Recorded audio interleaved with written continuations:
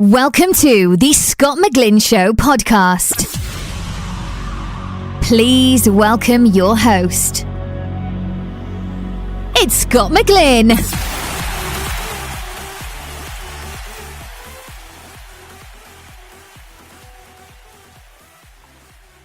Okay guys, it's the Scott McGlynn Show and I'm joined with a woman as talk of the town right now, Becky Albertalli. How are we doing? I'm good. How are you? I am so well and I am so happy to get you on here, my love. I know it's taken us a couple of... You've been busy, woman. Yeah, it's been a bit of a whirlwind. I'm really excited to be here though. I am so excited to get you on, honey. I'm so excited. And I think a lot of my followers as well is like so happy to get you on because they were going literally Twitter crazy. Because thanks to you, you've created a new movie of the LGBT community. And we're going to go into that in a moment. So because it's just a huge thing going on with you right now. But oh my gosh, I think you're giving me too much credit. So much credit, honey. You deserve all the credit. No, give it to Greg Berlanti. He's like, he's the one who just made this magic happen. So I'm grateful. I'm just kind of along for the ride. I feel. And so I'm intrigued as well. I think a lot of our listeners would like to know. Like, we want to take you way back because it's pretty much like what I've heard is like a trilogy. I think you got 3 books, pretty much. They're kind of linked, aren't they, in a way? Yeah, they are. And Love Simon, which I know the movie's called now, but he was pretty much your first one back in 2015. Yeah. So like, how did you come up with like this kind of story? Because we are very intrigued to know how was there anything like in life inspired you? Was it something like from back when you was in school that kind of triggered it and want you to write this kind of book? I think it can be hard to really trace it back to like one light bulb moment. I think a lot of times with my books, they kind of come from a series of little moments, a lot of which are pulled from my life, some of which are just, fiction in my head. And, and I tend to write very character-driven books. So to the best of my recollection, this book started with the character of Simon, who, I feel like he'd been kicking around in my head for a while when I started writing it, which was in 2013.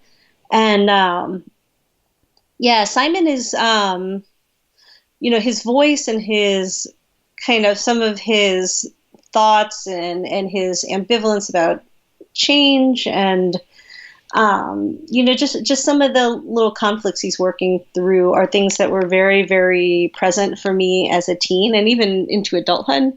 Yeah. And a lot of his voice is, very much like, like people who know me will recognize Simon's voice. Like it's, I poured a lot of myself into him.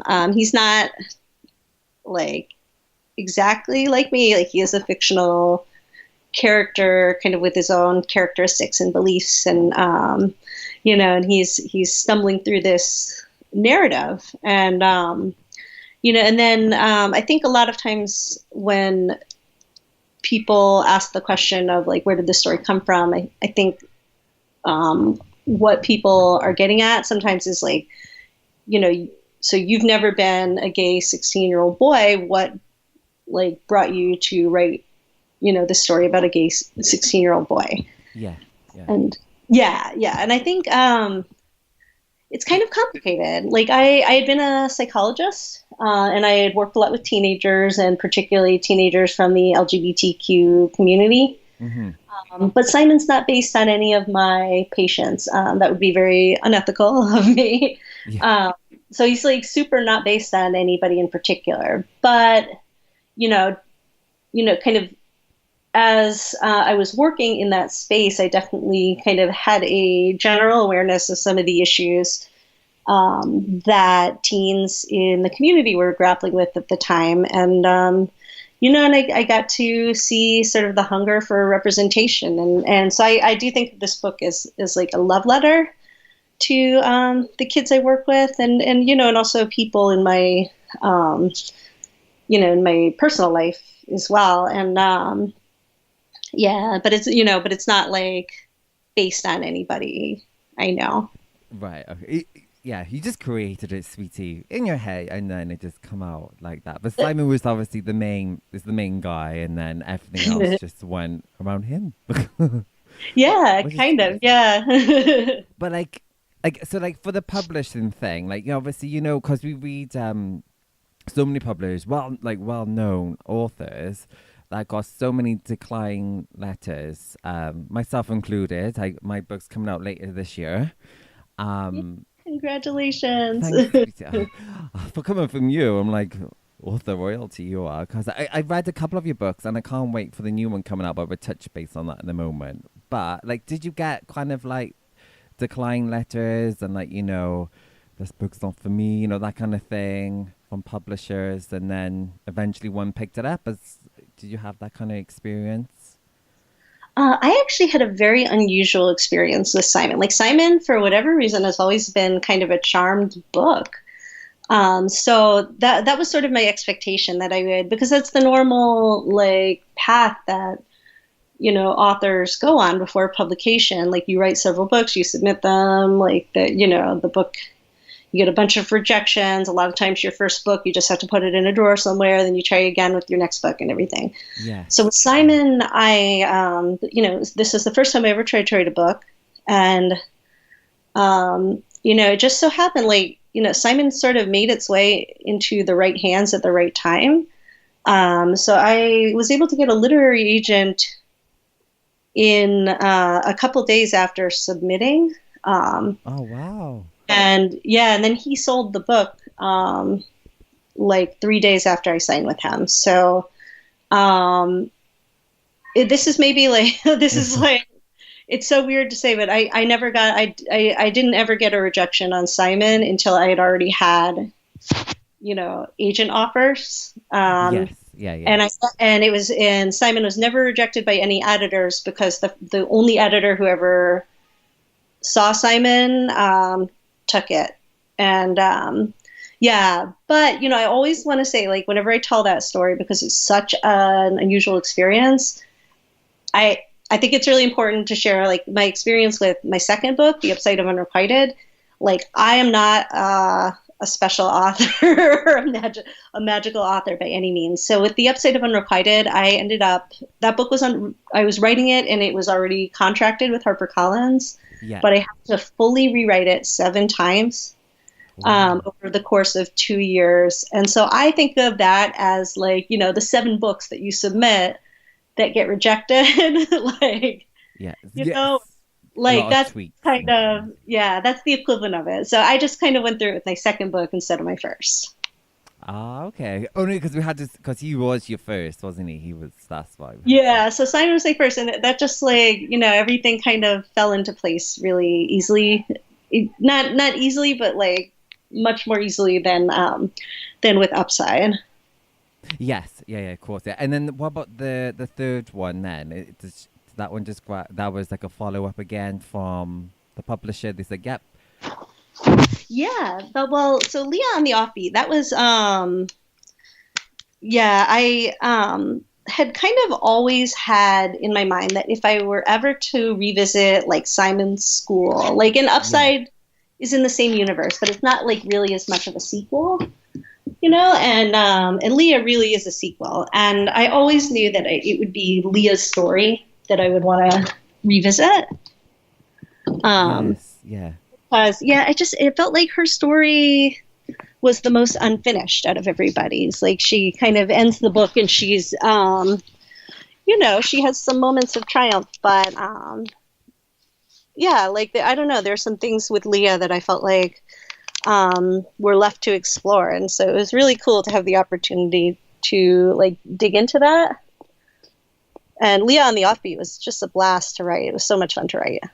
Oh, I definitely. I read Love, Simon. And then obviously in the UK here, it doesn't get released till Friday, which is the 6th of April. So I haven't seen the movie yet, but You're I gonna had to love read. it so much. I I know. can't wait for you to see it. Honestly, Becky, I'm telling you now, I think the things I've read and people's reviews is all of it. Like I'm telling you now, it's being positive. Every time I look on Twitter, it's like a new thing about, like a tweet about Love, Simon. And I was like, oh my God, it's like, it's one of these things. And I read that it's very heartful, emotional, funny. And people take it back to when they were like teenager, back in high school, and all these kind of things. And I'm like, oh my God, this is definitely going to be a crier for me, I think, because I'm quite emotional like that. And it kind of got me when I was reading the book. It's kind of tearful reading in the book, so I'm excited. I think you're gonna love it. I mean, I've seen it 11 times at this point, and like trying to explain to people, I'm like, I've seen it 11 times on purpose. Like, I just keep going. Like, I can't go too long without seeing it at this point, or I start to miss it. Like, I'm like so in love with it, and it's like it didn't have to be that way. Like, a lot of authors don't feel this way about their adaptations. Sometimes authors are really uncomfortable with their adaptations, and I just got incredibly lucky. Like I ended up with a team whose vision was so spot on, and just like Greg Berlanti and the producers, Temple Hill, and just everybody involved, like the actors and stuff. I just feel like it was so clear. It's so clearly like a passion project for so many people. And it shows, and particularly Greg, who just, you can just really see he he puts so much of himself in it and his own experiences. He's just, what Greg Berlanti brought to this film, like, I can't even explain how special it is, like on so many levels. So how did it happen? So did he contact you saying, okay, I kind of want to make this into a movie, and that's how it kind of got. Is that how it kind of happened? There were several steps, and it was like it was so interesting to experience it because I knew nothing about the book to film process until I was in it, and I think it's kind of different too. Like I don't think there's one way the process works because my friends who've been through it, it's like different for each person. But in my case, I have my literary agent who then connected me with a film representative, and my film rep, he kind of handpicked a couple of producers and production companies who he thought might be a good fit, and kind of shared the book with them. And then a couple of production companies were interested, so I talked to a few producers, and we, kind of ended up going with Temple Hill, who, they were responsible for like The Fault in Our Stars and Twilight. So they really had like a really strong background in the young adult space. Yeah, they were the perfect fit, I think. I think so. Yeah. They've been phenomenal. And like right from the beginning, they had a very clear vision for it. And I remember those first conversations with Isaac Klossner, one of the producers from Temple Hill, and he was saying like he got like sort of a John Hughes vibe, and that was sort of how we saw the movie. And even now, like all the reviews mentioned kind of that John Hughes feeling. Like that was a very strong touchstone, I think, for the team, and it really worked with this story. Yeah. So it was exciting. Like that was sort of a through line from the beginning. And so Temple Hill has a relationship with 20th Century Fox. So they were the ones who kind of brought Fox on board. And I don't totally remember the order everything happened in, but I think maybe they were able to bring on, Elizabeth Berger and Isaac Aptaker, the screenwriters, who write for This Is Us. And so they made this like phenomenal script. And then at that point, I think they went out kind of looking for directors, and it was sort of like this perfect thing where like Greg once he read that script, I think it was really important to Greg. Like I've read that, like he was like, I have to be the one to do this, and it kind of worked out really well because like when I remember, I can't even remember who some of the other directors were on the list they gave me, but I was like, oh my God, Greg Berlanti, can we get Greg Berlanti? And I think the producers were all on the same page. So it was just like meant to be almost. And at that point, I think they started casting.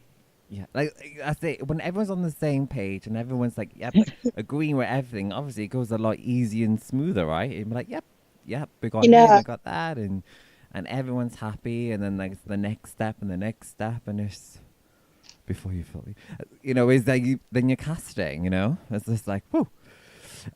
Did you like ever get involved in the casting? Anyone you had in mind, think okay, who you wanted to play Simon?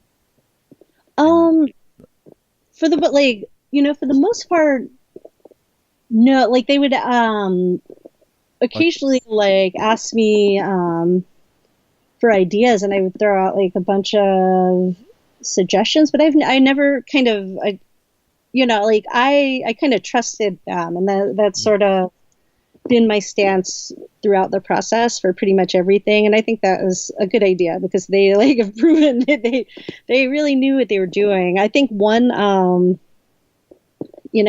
for the character Bram, I don't think that they like necessarily casted Keenan Lonsdale because of this. Like, I think that was where they were headed already.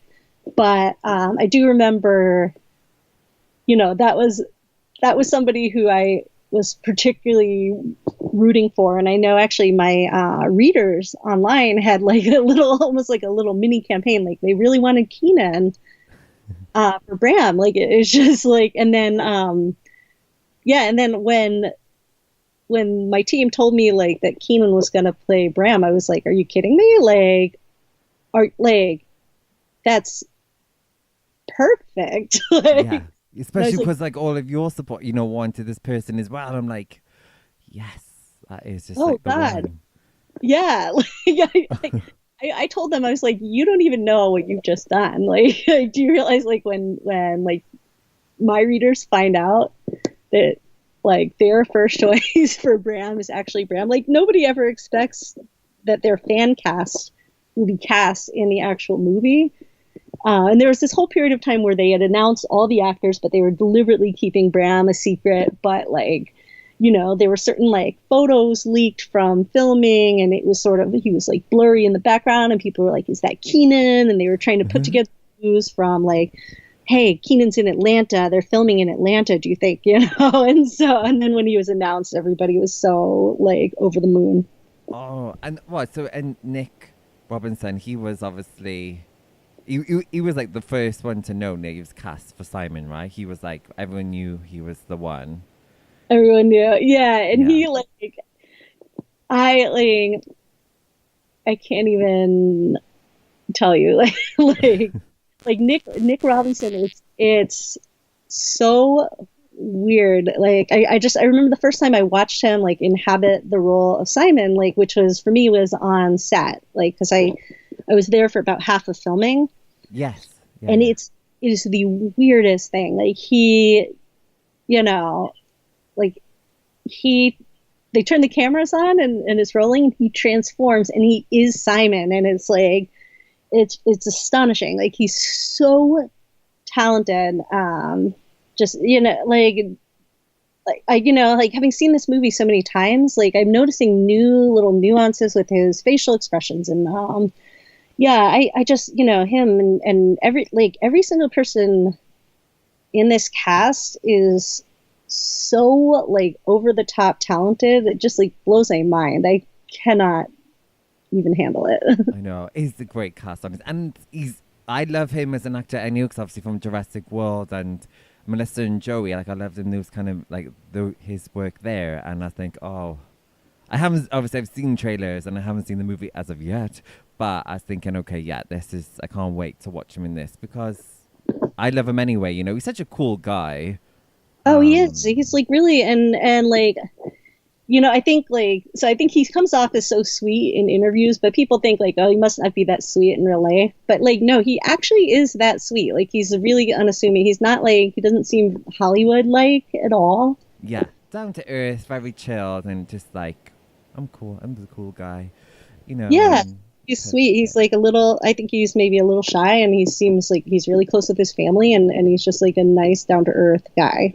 Yeah. Oh, I was gonna ask as well. I know you mentioned that you did go on set for half the filming, and it must be like a weird feeling, in a good way, because like you're just watching, like pretty much it come to life, right? Yeah. That must be a weird feeling. Think, oh, okay, like literally they're here pretty much, because think about it, like they wouldn't have been there if they didn't have your book, really.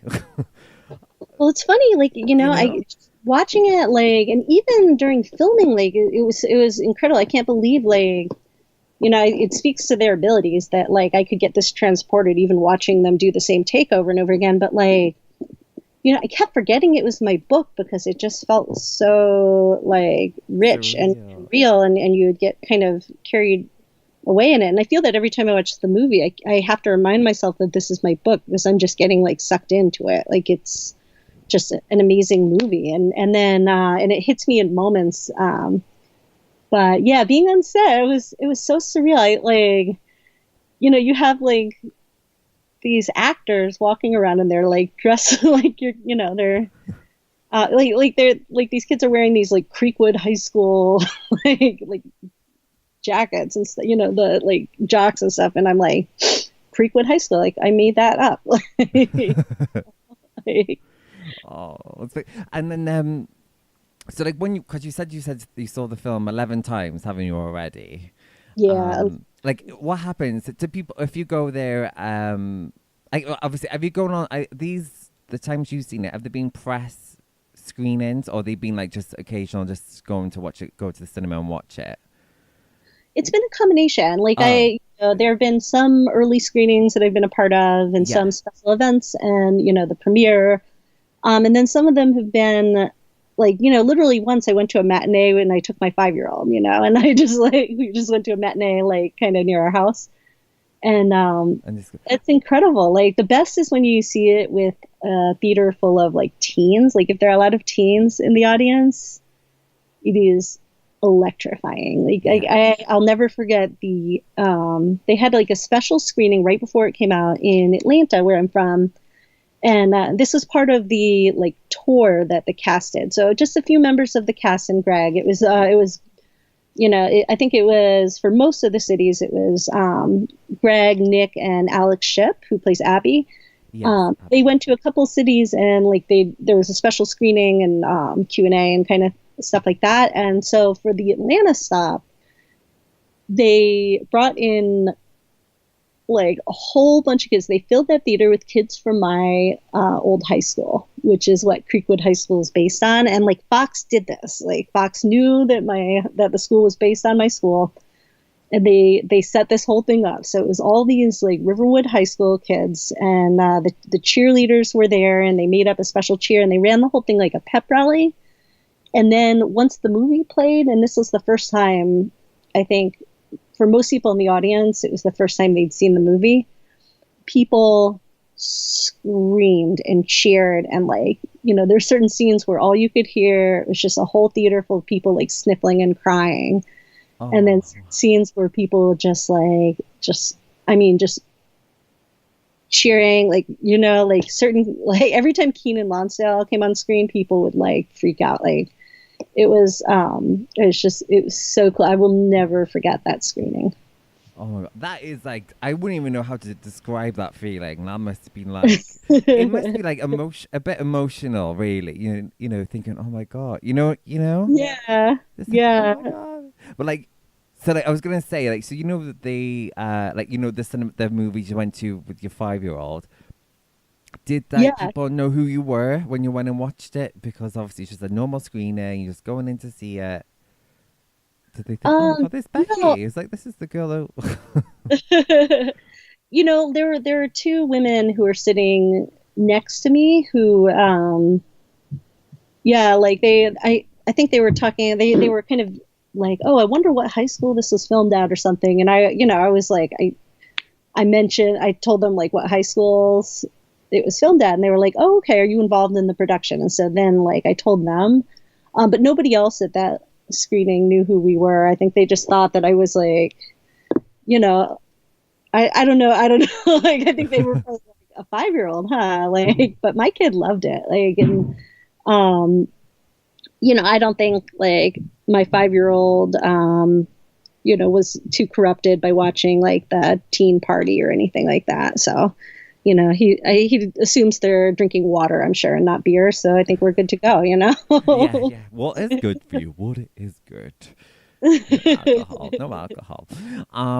So like, would you be coming? Well, have you been invited? Because obviously the London premiere hasn't. I don't think it's happened yet, has it? So, would you come over for? Would you ever been to London? Have you ever been to London or the UK before? I have been to London, and the UK. I actually absolutely love it there so much. I've been a couple of times, and I studied abroad in Scotland.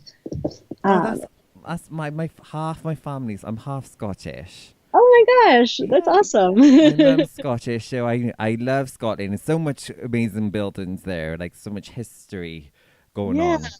Oh, it's so beautiful there, and yeah, I don't know, I loved it, and I'm so like nostalgic for it, and so I've been there. I've been to the UK and London in particular Yes. a handful of times, and I love it. I'm not going to be going for the UK movie premiere, but hopefully within the next year or two, I will be making it out to the UK for something book related. I'm not sure. Nothing's on the calendar yet, but hopefully. Hopefully, keep me posted, my Becky, sweetie. Keep me posted. I love to be like, oh, hey. You never know. Hopefully mine be out by the time yours is. So when you come over. So we might be at the same event. You never know. It's a small world. Do you think then, so would you ever do like a follow-up from Love, Simon? Like maybe like in the college years or even like in married years? Because obviously, children now is... you can have children, and get married, same-sex couples and things. Would you ever think you may do a book, him now, but older? I kind of never want to say never, but I would say probably not because, right now I think I'm pretty happy writing in the YA space, and that's sort of where my audience is and kind of where my publisher has me positioned. And I'm actually really happy writing there. And like, I know some of my friends kind of want to reach out to other genres, and I haven't like felt that urge at this time. I don't know. And like, I know that for the time being, Leah and the Offbeat is very much the natural ending point to this little series. I like how you called it a trilogy earlier. I think like, because with Leah, that book takes place kind of like the second semester, sort of getting towards the end of their senior year of high school. So, it really feels like kind of the natural, most like graceful ending point for this. Okay, all right. But you never say never. You never know. In 10 years' time, you never... There's really incredible fan fiction that I like highly recommend checking out the fan fiction on Archive of Our Own, because people have written stories about, like the characters in the future or other characters' perspectives of or just even like alternate universes and things like that. And it's awesome. Yeah. You never know. So what is like the next thing for you now? So obviously we're like pretty much coming to halfway of 2018, and I know you've had a massive busy one at the start. But like what's like for the rest of your year planned? Because I know you're working with your other friend, right? Because I saw you got another book coming out, and you wrote it together. So that's so after Leah, my next one is going to be my collaboration with Adam Silvera, who is, he's one of my best friends in the entire world, and also one of my favorite authors in the entire world. So it was like a huge honor just to even be able to collaborate with him. And so his books, his most recent one is They Both Die at the End, which is incredible, New York Times bestseller. And all of his books are like super like critically acclaimed. They're just phenomenal books. And so Yeah, so that book comes out on October 9th, and it's going to be with Simon and Schuster in the UK. And yeah, and it was a very different writing experience, I think, for both of us. But like we just had a blast writing it. We each wrote from one character's perspective, and so it's a book about two boys. Kind of, there are two boys falling in love in New York, and it's kind of like the universe is maybe trying to like pull them together, but also maybe trying to keep them apart. And yeah, so I think it'll be just a really fun experience, I think, to have a book coming out like with my best friend and to be able to travel with him and promote the book with him. And I love talking to readers about that book because nobody knows quite what to expect, because Adam's books tend to be like kind of dark and heartbreaking. They're always hopeful, but and my books tend to be like kind of rom-com-y. Yeah, like a rom-com, emotional, but it's Yeah. always kind of a good thing that come out of it. Yeah. So I think so people, I think, are curious about kind of where we landed with this one. Yes. Oh my God, because obviously you combined yours and his together, and I'm like, what's going to happen? What's going to happen? I know, because I thought it was out, or because I've seen it on your Twitter, and I think, oh my God, like I thought it was out already, and I went to the bookstore, they said, no, it's not out until October. Yeah. I'm like, No, that was the cover reveal, I think. Yeah. yeah. What if Yeah. it's us? Yeah. So I'll be definitely getting that one for October when it comes out for sure. Oh, thank you. As well. Oh, but yeah, it was. But it must be quite awesome, and it must be quite hard as well. Also, isn't it? Like obviously two amazing writers combined in as well, because obviously it's into like one big book, really. If you think about it, you know what I mean? Yeah. I And never know no one else to do it. it was sort of like, I think it's one of those things where it has to be somebody you really, really trust. At least for me, like I couldn't have collaborated with just anybody there, or maybe only a handful of people who I'd feel like comfortable with, like showing my very early drafts to, and also just sort of that creative back and forth. Um, and actually yesterday, Adam and I, were on the phone for like a couple of hours going through sort of the final like past pages for the book, where we're just making those like very last changes. And it's really cool. Like there were different moments in the book that we just wanted to like clarify something or change something a little bit. And it really takes both of us to kind of get to that exact like perfect line of dialogue sometimes. And so yeah. How long has it taken you to write this one now together? How long in total do you think it's been? Well, it's this is one sort of an interesting. So we've been talking about it and sort of fleshing out the idea since 2014, since early 2014. Wow. Yeah, it was like right after we first started talking online, and literally it was before we ever met each other in person. We were already like coming up with this idea. We had the character names, we had the general idea. A lot of the stuff that we planned in 2014 actually did survive and make it into the book. Wow. But we didn't actually start drafting until much more recently. And so I would say it took maybe like 6 months or so to draft it. And then it's, the process is kind of like, it happens in fits and starts kind of when you're working with editors, because Yes, yeah. you'll write some, turn it in, they give you edits, and then you kind of rewrite parts and stuff. But like, you're not continuously working on it because there are periods of time where your editors have it, Yeah, yeah. So you're passing it back and forth. And so, yeah, we've been working on it since, Wow, nearly 4 years. Nearly. Wow. The idea was there 4 years ago.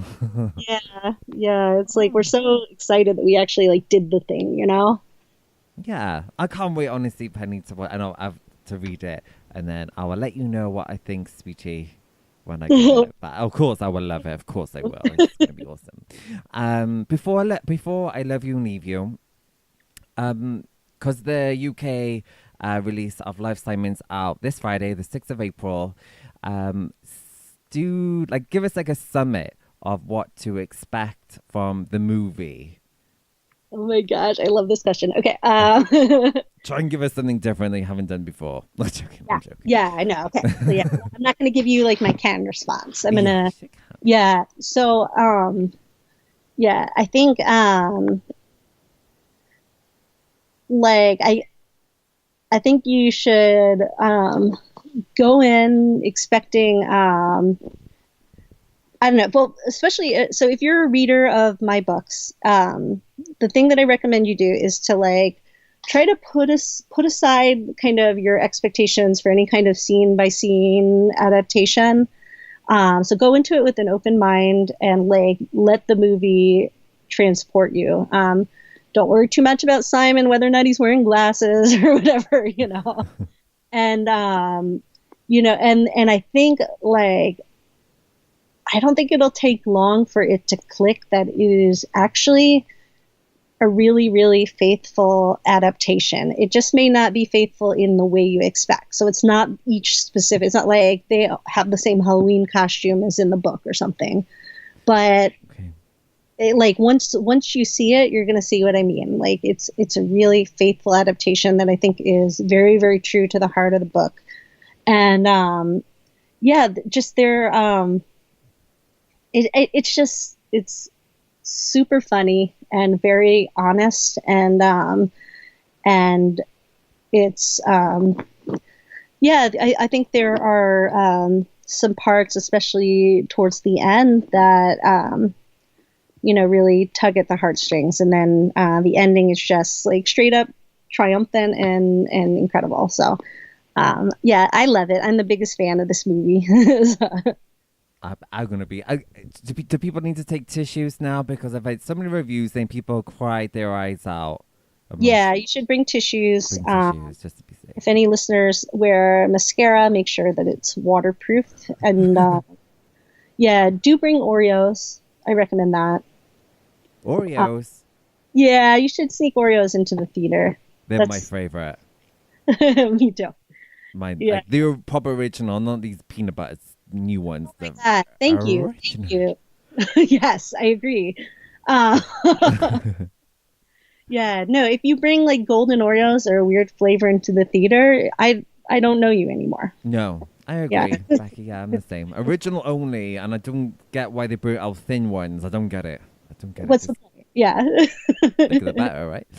But thank you so much, Becky, for taking your time to come on the Scott McGlynn show. I can't thank you enough, and myself and probably a lot of people out here, thank you for bringing your books into the world and now into these movies that I think the community is now needed in our back in now 2018. Hopefully now you've set up a stage for everyone else to carry on and bring out these kind of books and movies. So thank you. Oh, well, thank you, and I hope so. And this has been a blast, and good luck with your book launch too. I'm so excited for you. I will. I thank you, my sweetie. Well, I'll let you know when it's out, and I'll if I can, I'll send you a copy of my sweetie and let me know what you think, because your review will mean a lot to me. So, oh my gosh, that's so generous. Thank you. Have a lovely rest of your day, my love, and I will speak to you soon. That sounds good. Have a great day. Thanks. Bye. Bye. Bye. Thank you for listening to the Scott McGlynn Show podcast. Make sure you tweet us at Scott McGlynn and let us know what you learned or enjoyed from the show today. And make sure you subscribe to Apple Podcasts, Spotify and iHeartRadio.